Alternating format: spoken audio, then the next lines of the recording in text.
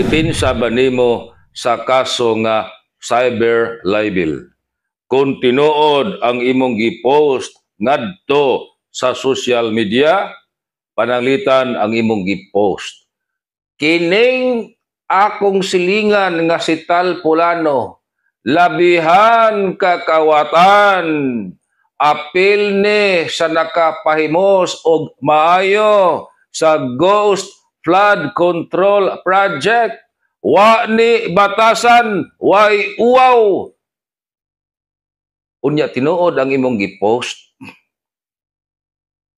Ang imong giigo sa post ni file nimo og kaso nga cyber libel. Ang imong depensa, tinuod man. Na may ebidensya. Mahimo man na nimong depensa sa kaso nga cyber libel kung tinuod ang imong gipost ngadto sa social media, ang tubag dili gyud.